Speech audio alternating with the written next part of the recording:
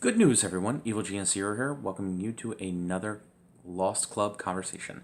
We're going to cover Exodus. So this takes us up to the last episode. Completely, we're completely covered, season 1. So, Exodus. Good episode. 3-part season finale. Huge. And like the premiere, the flashbacks differ from their typical format.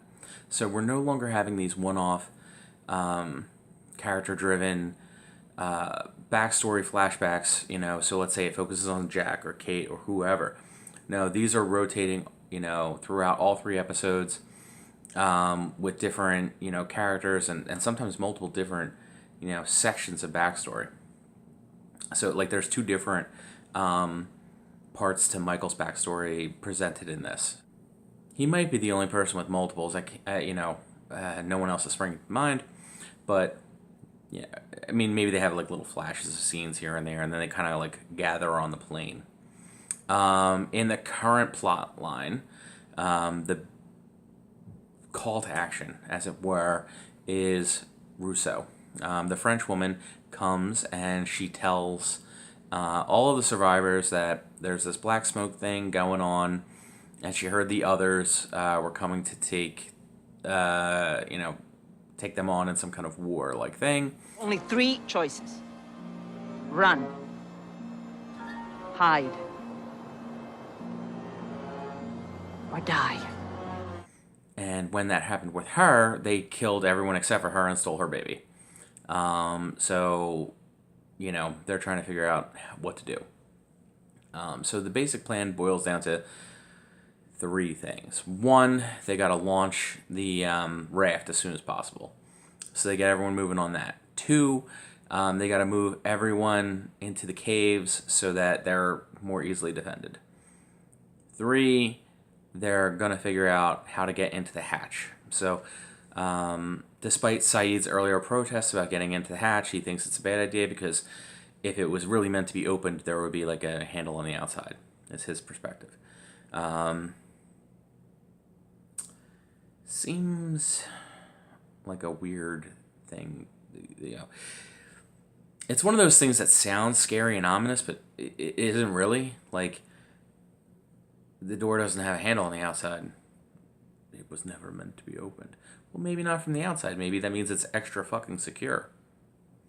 Anyways, they show Rousseau the hatch. She had never seen it or anything like it, and they determine that they need to get into it as soon as possible. And she mentions that there's dynamite at the Black Rock.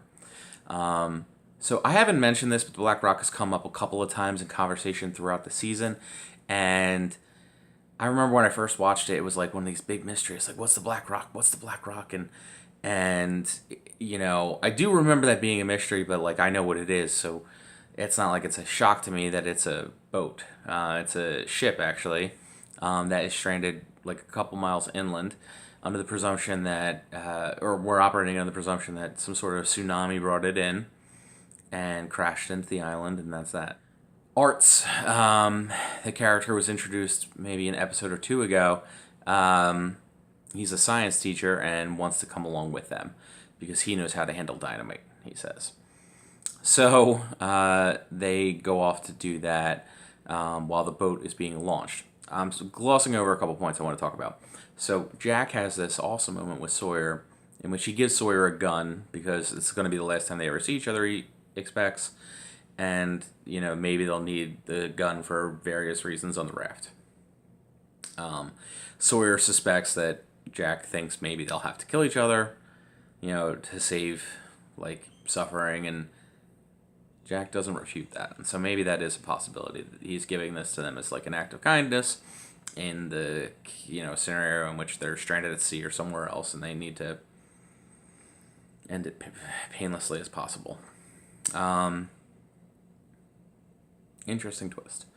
Because of this act of kindness and because of, the impending departure and everything, Sawyer shares with Jack that he met Jack's father.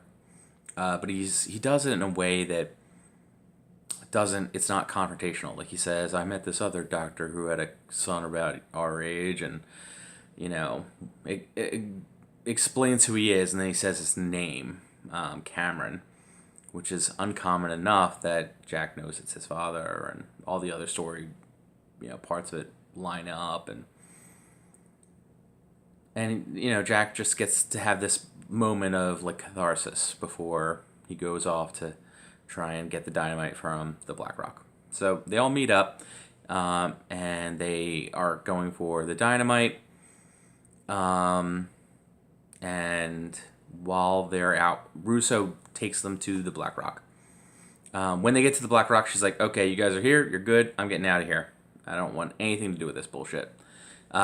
So they try and figure out how to transport the dynamite out of the ship, and then to where it needs to go.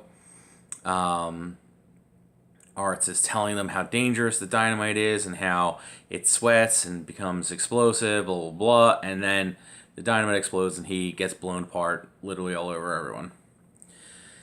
So, Art is a red shirt. Who would have guessed?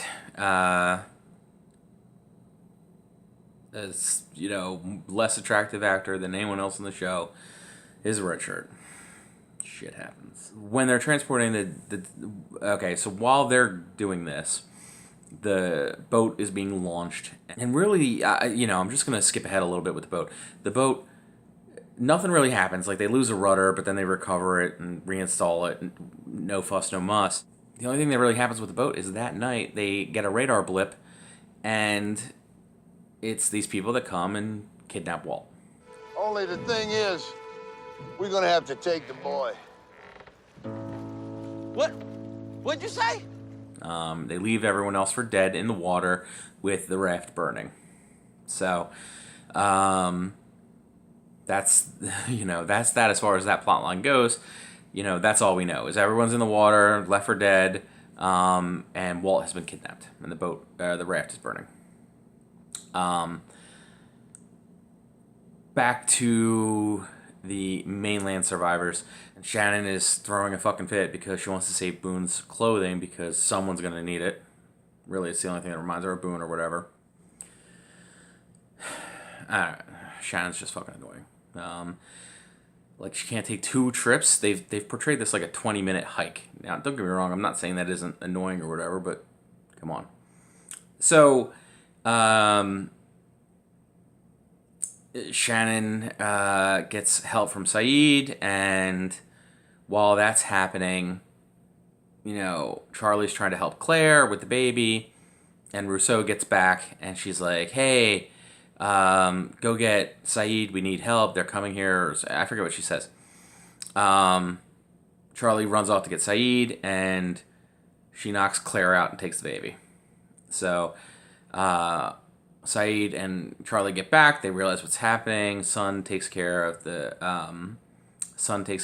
Claire, and Sayid and Charlie run off to go get the baby. They encounter some sort of trap. Charlie gets a cut over his eye that's really supposedly somehow really bad, and they use gunpowder to seal it by like igniting the gunpowder in the wound, causing it to cauterize. They also run across the heroin plane, and Charlie steals one of the statues because he needs heroin.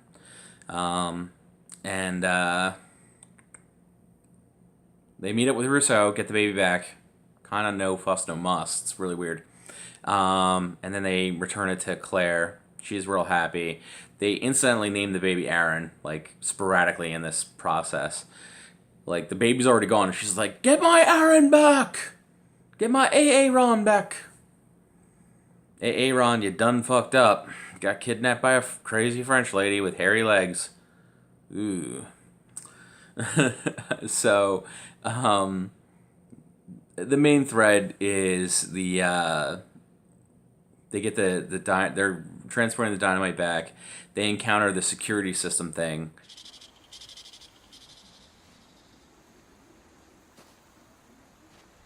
Yeah, I saw it. Which, we see like this weird smoke shit happening, and we don't really know what's up with that. And then like Locke just gets pulled off into almost down this hole. They throw some dynamite down at the hole, and cause some sort of explosion, and they get him back out. They set up the dynamite on the hatch and blow it up. And the episode ends with them kind of looking down the hatch. In the past, so the big plot lines in the past that are coming up or big moments, I should say, not even plot lines, but Jack has this moment with a lady at the bar, and, whatever. It's not a big moment. He just has a moment with a woman at the bar. And then Sawyer basically gets deported at the police station. So there's that. Shannon fucks over Sayid by, reporting him to the TSA for something he didn't do. Like, he asked her to watch his bag for him, and he just, bounced for, 5 seconds to go to the bathroom, and she just, walked right over to the TSA because her and Boone were fighting, and she's like, see, I can get stuff done.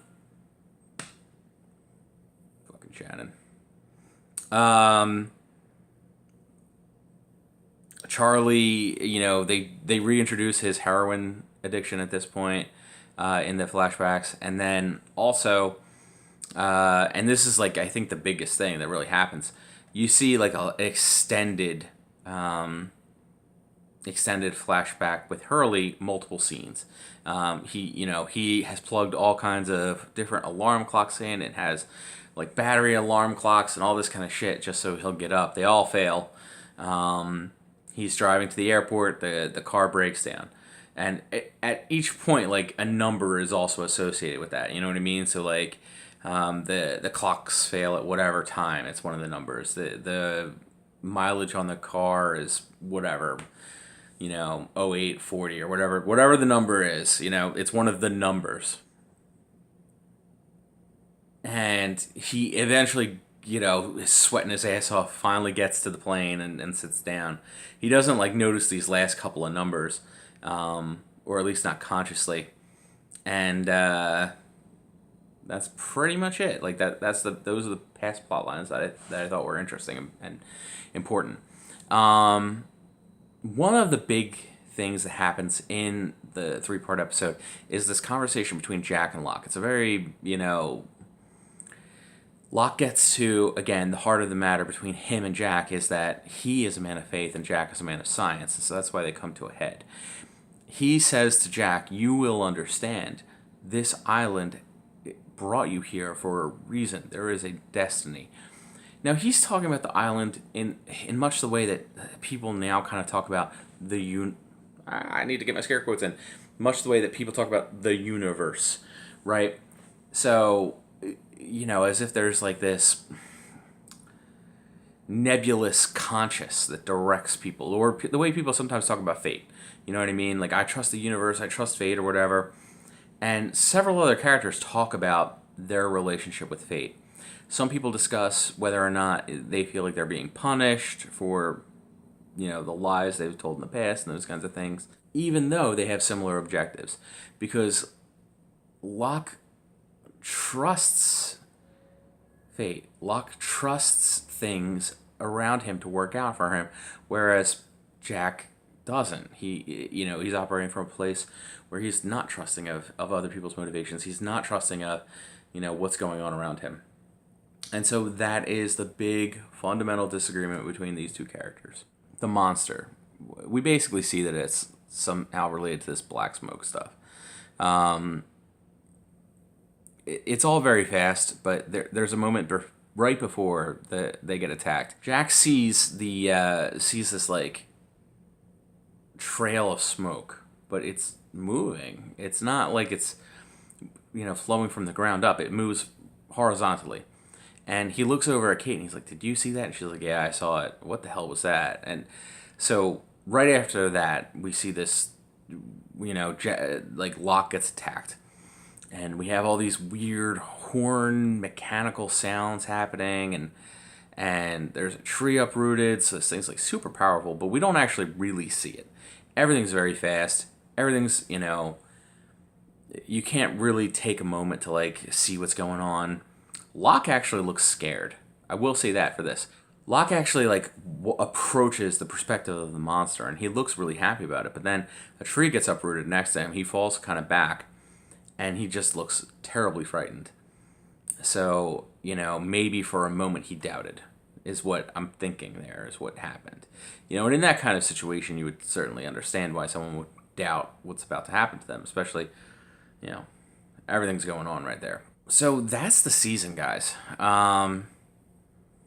The next video I'm going to talk about is going to be, I think I might actually do a couple split up videos. I'm not entirely sure yet, because I want to talk about a couple of different topics, and I've definitely omitted things. Like, I noticed today there was, like, they show Sawyer with his glasses. I totally totally skipped over that.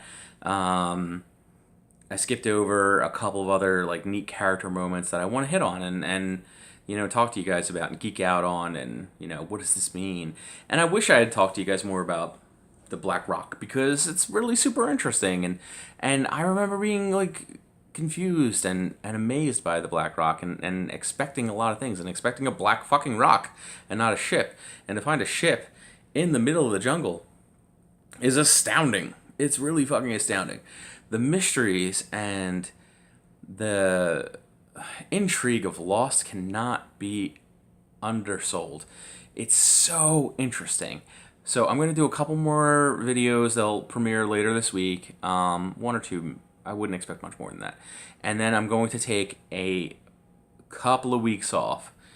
Like, I would, you know, 4 to 6 weeks off, and then we'll come back to Lost. In between then, you know, I'm going to do other things, other videos, shorter things. So I will see you guys on Thursday with the next Lost Club video. And if you have any questions, comments, or concerns, hit me up in the comment section or on Facebook at EvilGenius0. I've also started up a Instagram, but I haven't put anything on there yet. So if you guys want to follow me there too, I know some people are Instagram people. I will never do Twitter, but especially since there is another person with my name on Twitter. But I'm talking out of my ass right now. You guys have a great fucking day. Get lost.